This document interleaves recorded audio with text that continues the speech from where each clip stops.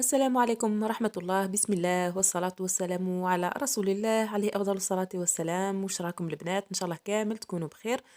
وصفة اليوم اللي راح تكون اقتراح للدوزيام بلا اللي راح يجي. صدقوني هاد لو بلا من أروع الوصفات اللي جربت. هنايا عندي صدر تاع دجاج مقطع قطع صغيرة، عندي براس بصلة تاع كبير وسنة توم. بالنسبة للتوابل عندي فلفل عكري، ملح، فلفل أسود، وتوابل الدجاج. ومن بعد راح نحتاجو كذلك توابل الشاورما. عندي هنايا نحتاج عصرة تاع قرص ولا مغرف كبيرة نتاع الخل ولا موطارد. في مقلة هنايا حطيت شوية نتاع الزيت، راح نحط كلش يعني مع بعض. راح نحط هداك الدجاج على حسب عدد أفراد العائلة. تقدر دير نص صدر، هذا نص صدر، تقدروا ديروا نص، تقدروا ديروا ربع، سا ديبون. هنا حطيت البصلة اللي كنت قطعتها وسنة نتاع الثوم. والتوابل اللي قلت لكم دركا راح نحط الملح وفلفل اسود والعكري وتوابل الدجاج. وندير مورف صغيره نتاع لا موطارد. وندير عصره نتاع قارص، تقدروا تعوضوها بالخل. العصره تاع القارص ولا الخل راح يخليو الدجاج تاعكم يبقى طري. هكذا راح نحطها فوق النار، نخلطها بيان بيان ونحطها فوق النار.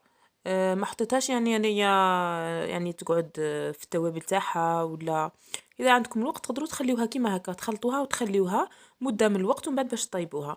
صراحه انا طيبتها ديريكتومون، جات بزاف بزاف بنينه. كنت غليت البطاطا كما راكم تشوفوا، غليت هنا 4 حبات نتاع بطاطا. وهنايا كانت طاب هذاك السكالوب تاعي. وشي هو ما تخليوهش ينشف، خليوه شويه هكذا فيه الماء. من بعد ضفت له كما شفتوا توابل تاع الشاورما.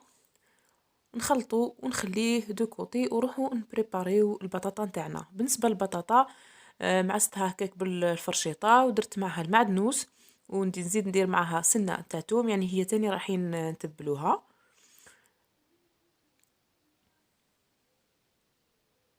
راح ندير معها الملح والفلفل الاسود والعكري فقط. ونخلط بيان هذوك التوابل مع البطاطا.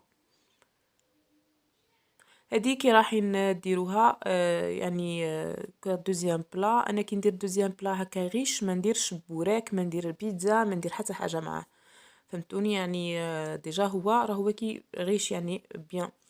هنا جبت هذيك البطاطا وراح نديرها كور. استعينوا بالماء وديروا كور وحطوا فيها الفرماج. هكذا نكوروهم. هنايا في المرحله هذه تحبوا تحطوهم في الفرينه وتحمروهم، ومن بعد ديروا ليطاب اللي جايه.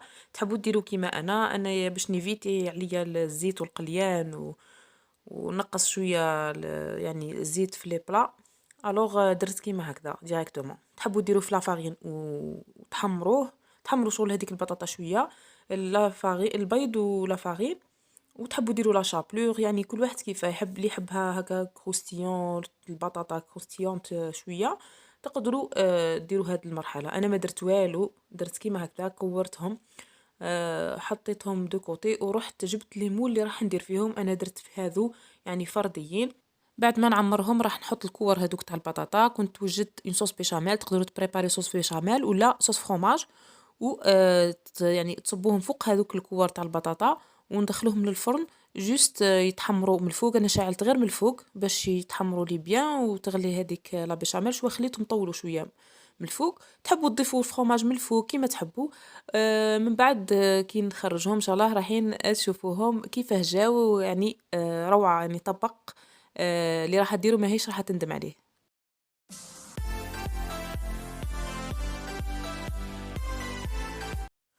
هذا هو الطبق نتاعنا بعد ما خرجته من الفرن. كما قلت لكم شوفوا كيفاه تقراتينا بيان، مالغري ما درتلوش الفرماج من الفوق. اني جوست درت لاصوص بيشاميل.